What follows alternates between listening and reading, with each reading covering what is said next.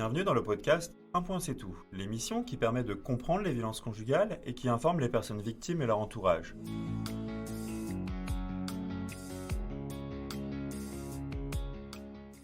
Je suis Adrien Boulogne, cofondateur de EU, une entreprise qui crée des contenus de sensibilisation et de formation sur des sujets sociétaux, et ce à destination du monde du travail.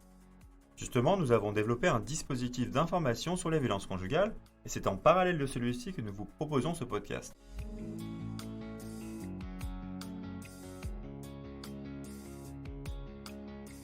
Aujourd'hui, nous retrouvons Noémie Roland, médecin à l'hôpital de Saint-Denis, dans un service tout nouveau qui s'appelle la Maison des Femmes.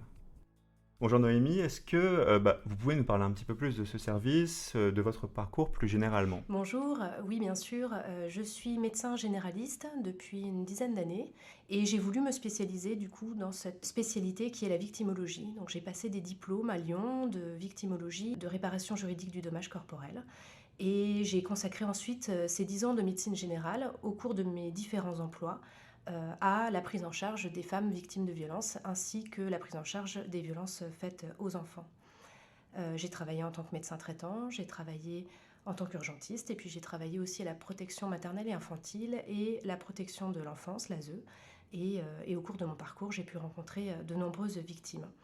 Maintenant, je travaille à la Maison des Femmes, à l'hôpital de La Fontaine de Saint-Denis, où je travaille dans l'unité qui accueille spécifiquement les femmes victimes de violences, n'importe quel type de violence, mais en particulier les violences conjugales. Si on revient un petit peu sur votre parcours, il y avait beaucoup de voies possibles en médecine. Pourquoi aller sur ce sujet-là spécifiquement ? J'ai rencontré très tôt dans mon internat des femmes victimes et des enfants victimes de violences. Et moi, à mon époque, donc c'était quand j'ai commencé mes études de médecine, ça fait 20 ans maintenant, on n'en parlait pas. C'était pas au programme. J'ai eu un item à l'internat qui s'appelait violences sexuelles, c'est tout. Depuis, heureusement, les choses ont changé. J'ai participé à des polycopiés d'enseignement pour les étudiants en médecine et pour que ça soit au programme de l'internat en particulier, pour pouvoir former vraiment tous les médecins. Mais moi, à l'époque, il n'y avait pas du tout de formation par rapport à ça. Et j'étais bien démunie quand je me suis retrouvée face à des victimes. On commençait à parler un tout petit peu de victimologie du fait des attentats. Donc on commençait à parler un petit peu des conséquences désastreuses que les violences pouvaient avoir sur une personne. On parlait à peine de ce qui se passait dans le huis clos, dans le domicile familial, et pourtant on touchait du doigt le fait que c'était très important. Effectivement, c'est un sujet qui avance progressivement. Il y a des services comme la Maison des Femmes qui se développent. Comment on vient à la Maison des Femmes ? Qu'est-ce qui nous pousse à consulter ? À la Maison des Femmes, on peut venir de plusieurs façons. On peut aussi venir dans des consultations qui sont gynécologiques, des consultations de contraception, des demandes d'IVG. Et puis dans mon unité, on vient spécifiquement pour parler des violences. On peut venir en parlant de ce qu'on vit à la maison. Et puis parfois, on vient pour demander des conseils.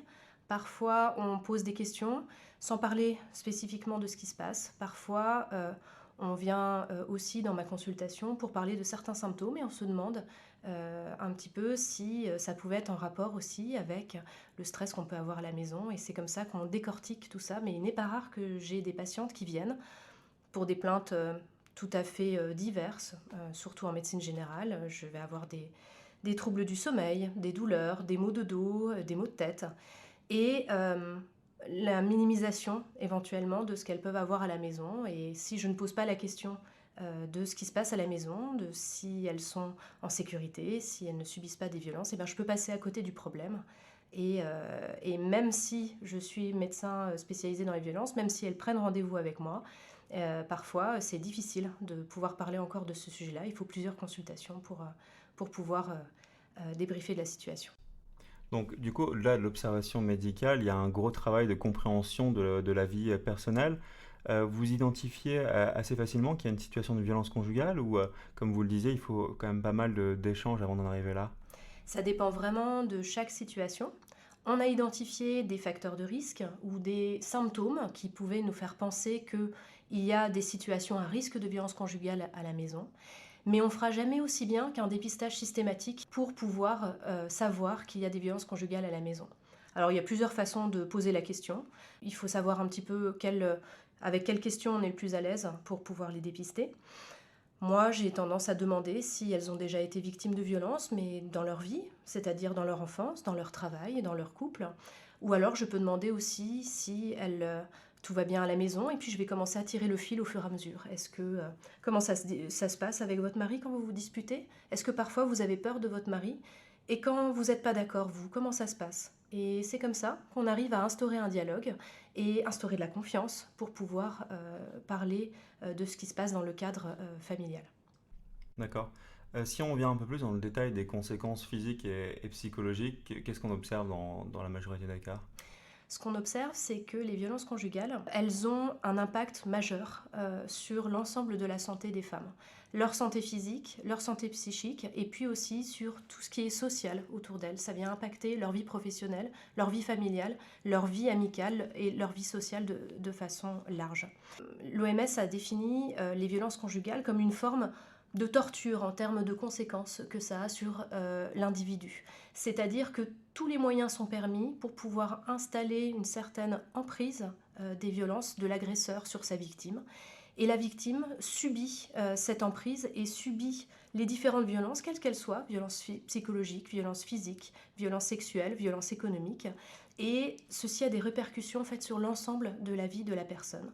Et au niveau médical, on retrouve des conséquences majeures sur leur santé, puisque l'OMS estime qu'elles perdent entre 1 à 5 années de vie en bonne santé par rapport à des femmes non violentées.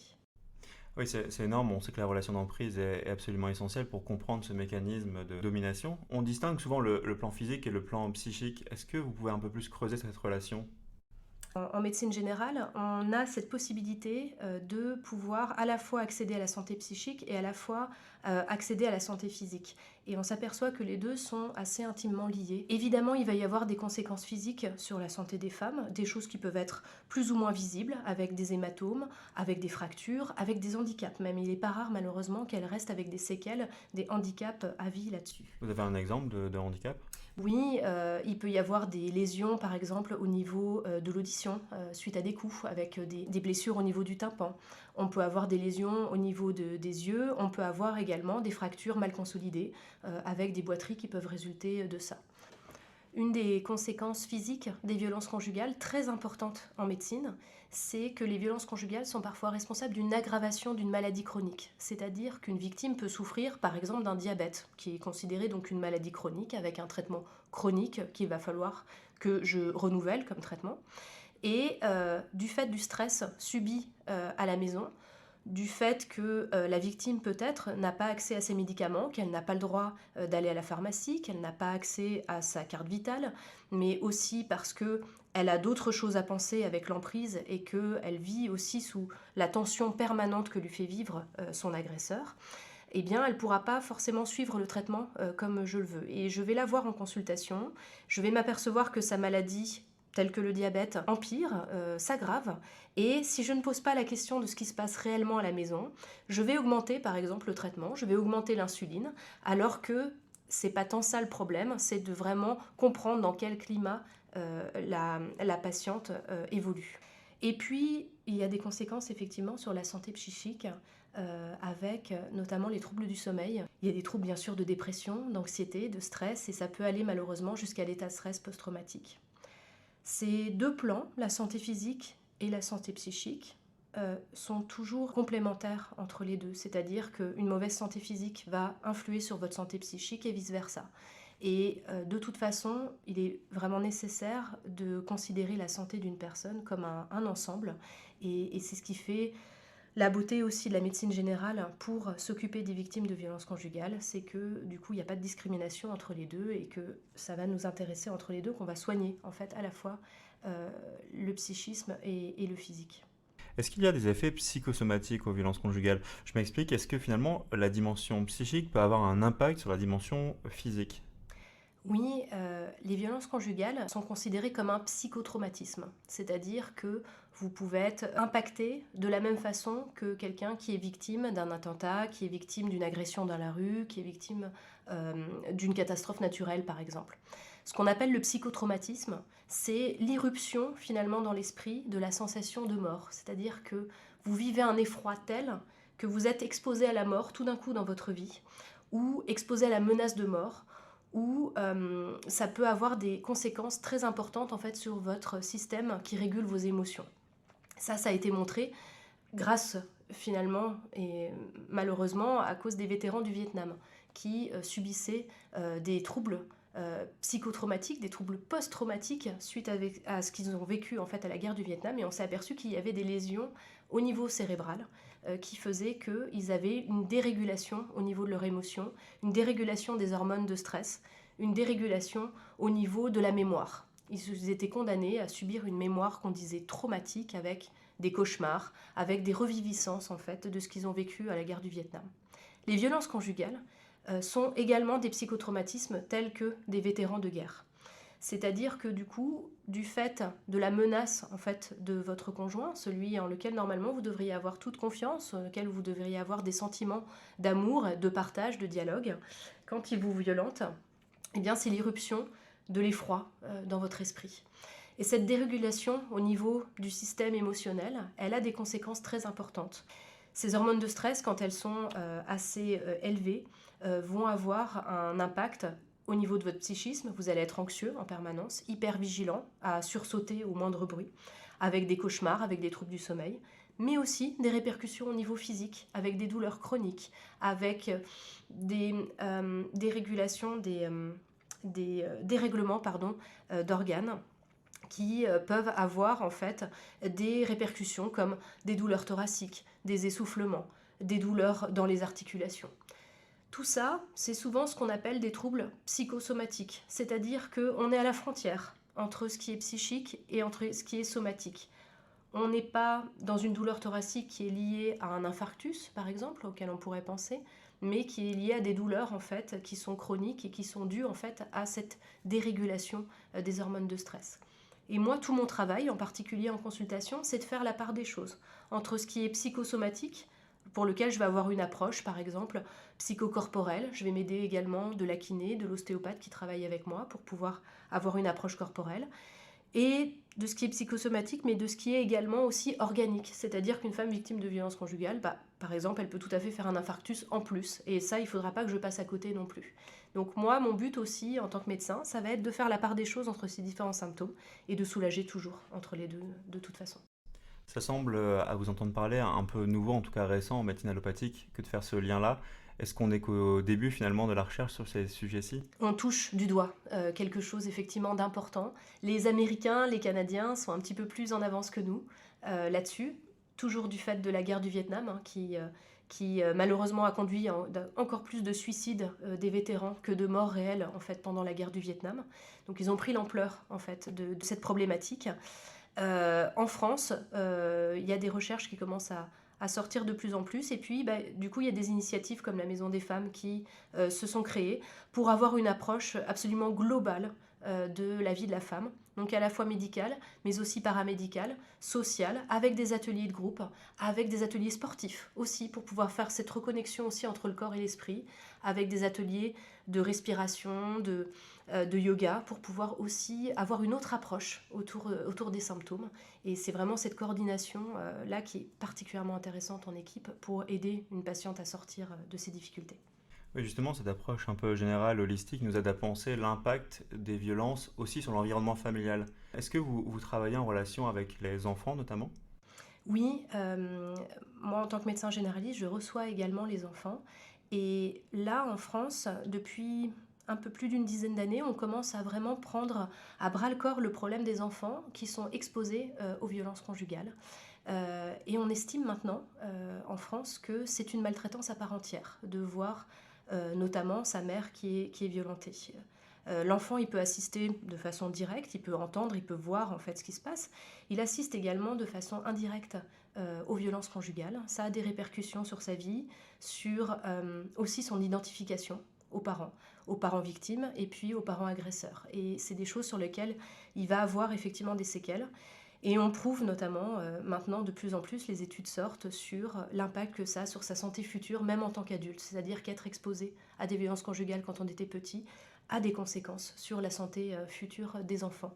Donc on a un vrai travail de prévention à faire là-dessus. Il n'est pas question de montrer du doigt la personne victime de violences conjugales comme un mauvais parent, parce qu'elle ne protège pas l'enfant. On sait à quel point le mécanisme d'emprise peut être très fort, même quand on veut protéger son enfant. Mais de vraiment tendre la main à la fois vers le parent qui est victime et à la fois vers l'enfant qui subit les conséquences de tout ça. En France, on estime qu'il y a à peu près plus de 200 000 enfants qui sont chaque année exposés à des violences conjugales. On les appelle maintenant des co-victimes de violences conjugales. Alors, on a parlé des femmes victimes, des enfants victimes. Est-ce que vous avez déjà travaillé avec des hommes victimes de violences conjugales? Alors oui, pas dans le cadre de la Maison des femmes, parce que comme son nom l'indique, effectivement, on n'accueille que des femmes ou des personnes en tout cas qui estiment être de genre féminin. Donc on accueille des violences qui sont vraiment spécifiques, dirigées contre le genre féminin. En revanche, avant mon activité, donc avant 2020, je travaillais déjà avec des personnes victimes de violences et il est arrivé que je travaille également avec des victimes hommes de violences conjugales, soit des violences conjugales dans un couple hétérosexuel, soit dans un couple homosexuel. Ce que j'ai retenu en tout cas de ça, même si effectivement le chiffre, la prévalence des violences conjugales faites aux hommes est beaucoup plus inférieure que celle des violences conjugales faites aux femmes, eh bien, il y a d'autres difficultés qui existent pour ces hommes victimes, avec beaucoup plus de difficultés pour accéder à des professionnels, plus de difficultés aussi pour faire entendre leur voix et pour aller porter plainte. On reste dans une société qui peut avoir des préjugés sur le cadre viriliste, en tout cas, de la place d'un homme dans un couple, et qui peut regarder de façon encore plus méprisante le fait qu'il peut subir des violences de la part de son ou sa partenaire. Donc, pour moi, ça a été souvent une double peine pour ces victimes qui n'osaient plus s'exprimer tant ils étaient jugés. Est-ce que sur les plans physiques et psychologiques, les violences se manifestent de la même manière? Les violences peuvent être psychologiques et physiques, qu'on soit de genre féminin ou de genre masculin, mais il est vrai que les violences psychologiques, dans mon expérience sur les violences conjugales faites aux hommes, étaient davantage des violences psychologiques. Néanmoins, on peut tout voir, également des violences sexuelles, des violences économiques, et elles peuvent coexister, ces différentes violences, au sein de l'histoire de ce couple. Alors jusqu'à présent, on a parlé de l'identification de ces violences et de leur matérialisation sur les plans physiques et psychiques. Quand on est observateur de ces violences, qu'on l'on soit ami, membre de la famille, collègue de travail, qu'est-ce qu'on peut faire concrètement, déjà du point de vue, de votre point de vue? Alors là, quand on assiste ou quand on a deviné éventuellement qu'on suspecte des violences conjugales, je pense qu'il est très important tout de suite d'instaurer le dialogue. Il faut savoir que l'agresseur va tout faire pour silencier sa victime. Et il faut du coup, quand on est confident d'une victime, tout faire pour lui donner la possibilité de parler et de s'exprimer à l'encontre de l'agresseur.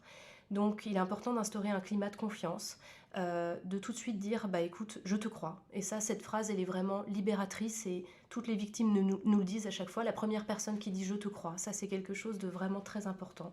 Vous parliez de sidération, souvent le mot qui revient, c'est la notion de double peine, tant sur les plans médicaux que juridiques, quand une personne témoigne de ces violences et qu'elle n'est pas crue d'une part par son médecin ou d'autre part par un policier ou même un juge. C'est quelque chose que vous observez? Oui, malheureusement encore trop souvent. On essaye de former de plus en plus les professionnels sur la réalité déjà des chiffres de violences conjugales, qu'on a tendance souvent à minimiser, mais l'ampleur est pourtant très importante et heureusement, on commence beaucoup à en parler, y compris médiatiquement. Ce qui libère énormément la parole autour, il y a des livres qui sortent, il y a des témoignages, et ça vraiment, ça nous aide énormément à pouvoir aider les victimes autour de nous. Et puis on essaye de former les professionnels aux caractéristiques des victimes. Il faut savoir que l'emprise, c'est un mécanisme, un processus qui est chronique, qui se passe dans le temps, qui s'installe au fur et à mesure comme un lavage de cerveau. Ce lavage de cerveau se fait par petits coups d'insultes, de dévalorisation, d'humiliation, qui vont faire qu'au fur et à mesure, la victime va se renfermer sur elle-même et va avoir une image extrêmement dégradée d'elle-même. Et donc elle va se présenter d'une certaine façon. Elle va souvent garder le silence, elle va minimiser ce qui lui est arrivé, elle va trouver des excuses à son agresseur. Et ça peut être quelque chose qui, pour un ami, pour un collègue, pour quelqu'un de la famille, peut être très déstabilisant. parce que entre le récit qu'elle peut faire, entre les hématomes qu'elle peut présenter, entre les conséquences qu'elle peut avoir au niveau psychologique ou social, et le récit de la victime, il peut y avoir un gouffre très important.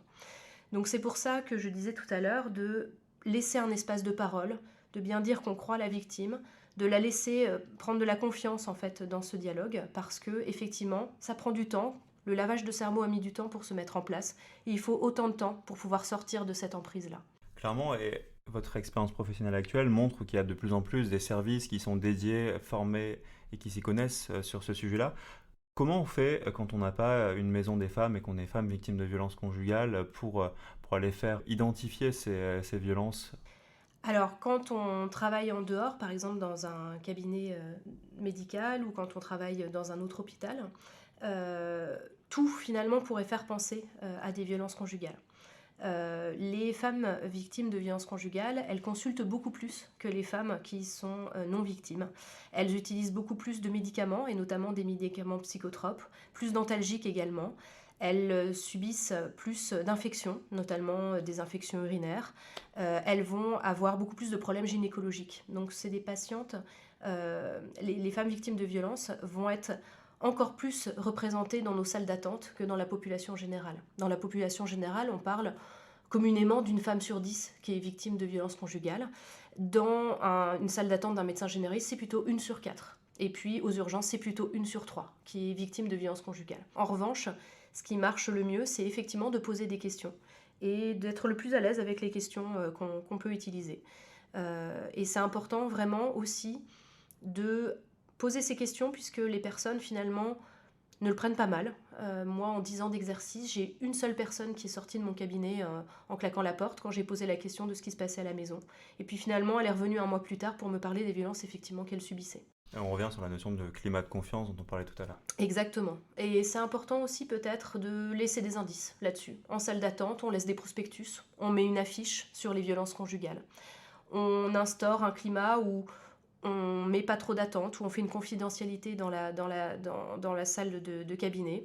On ne reçoit pas la personne avec son conjoint. On garde toujours une consultation avec une seule personne pour pouvoir libérer la parole également. Et puis on prend du temps, on reconvoque, on se revoit, on essaye d'instaurer vraiment un dialogue qui va se faire. Tout ça, on a l'impression qu'effectivement ça prend de l'énergie, ça prend du temps, c'est pour mieux en gagner, pour plus tard. Et puis, il faut jamais rester seul par rapport aux violences conjugales. Ça, c'est très important. C'est un problème qu'on peut croire privé, mais qui en fait est un problème sociétal. Et il faut savoir s'entourer de plein de professionnels, puisque comme je le disais, il y a des conséquences évidemment sur la santé, il y a des conséquences aussi au niveau social. Et donc, il ne faut pas hésiter à appeler à l'aide autour, à aller avoir un carnet d'adresses sur les juristes, à appeler le 3919 qui donne aussi des noms des associations, qui donne des noms des professionnels en fait qui sont formés autour de vous, à chercher sur Internet également les différentes associations. Et ça, c'est important de ne pas rester seul face à une situation et d'ouvrir le dialogue avec d'autres. J'aimerais qu'on creuse un peu plus la question du viol conjugal, un sujet qui est éminemment tabou déjà dans le tabou. Le viol conjugal est reconnu que depuis 92 par la loi. Comment ça se concrétise dans vos consultations d'une part et simplement dans l'esprit des gens? C'est le tabou, effectivement, dans le tabou. Le viol conjugal, c'est quelque chose qui est rarement exprimé d'emblée. C'est-à-dire qu'il faut creuser pour pouvoir aller chercher les violences sexuelles au sein d'un couple, qu'ils soient mariés ou non mariés d'ailleurs. Déjà, les violences conjugales, ça concerne n'importe qui en soit pacsé, marié, en concubinage, mais même aussi avec l'ex-conjoint. Et le viol conjugal, du coup, c'est pareil. C'est-à-dire que ça peut arriver effectivement même avec un ex, par exemple, qui revient dans votre vie et qui revient violenter. C'est souvent quelque chose qui est minimisé par les patientes. C'est des choses qui ont été minimisées aussi quand elles se sont confiées à d'autres, quand elles en parlent à leur famille, quand elles en parlent à leurs copines. Il y a cette sacro-sainte idée du devoir conjugal qui reste encore beaucoup dans les mœurs et dans l'idée qu'on se fait. On arrive de plus en plus maintenant à en parler. On voit aussi au niveau des chiffres que plus d'un viol sur 2 est un viol conjugal et que dans plus de 80% des cas, le violeur est quelqu'un de proche et quelqu'un qu'on connaît. On est très très loin de l'image d'Épinal, du viol qui se passe dans un parking noir parce qu'on a une mini-jupe et qu'on est sorti tard. Le viol, au contraire, et la plupart du temps, le fait du lieu clos en fait, de la maison, et c'est souvent le domicile qui est le lieu le plus dangereux pour les femmes et les enfants. J'imagine que parmi les personnes qui viennent vous consulter, beaucoup sont des salariés. Est-ce que vous avez des relations avec le médecin du travail ou plus généralement l'environnement professionnel de travail? Oui, de plus en plus, il y a des rapports qui se font entre les médecins généralistes ou les centres spécialisés comme là où je travaille et les services de santé au travail. Ils sont de plus en plus formés et ils sont de plus en plus demandeurs aussi de formation et de liens en fait avec les professionnels qui suivent les femmes aussi pour leur santé. Euh, je me suis aperçue rapidement que dans pas mal de situations, j'avais besoin de leur aide et j'avais besoin d'un dialogue aussi là-dessus. Parce que les violences conjugales, en fait, sont pourvoyeuses d'un énorme absentéisme au niveau du travail, d'une baisse parfois de performance également, tout simplement parce qu'elles ont d'autres choses à penser, parce qu'elles ont des handicaps, des dépressions, des anxiétés qui peuvent avoir un impact assez important sur leur vie au travail. Et donc elles peuvent avoir des conséquences aussi autour d'elles, du climat de collègues autour d'elles, et puis de la direction qui peut ne pas comprendre ce qui se passe. Donc déjà, le médecin du travail peut être un interlocuteur assez privilégié là-dedans pour expliquer la situation, pour comprendre pourquoi les arrêts de travail se multiplient. Et puis, j'ai beaucoup de cas où je suis en lien avec eux pour déclarer une inaptitude par rapport à un poste.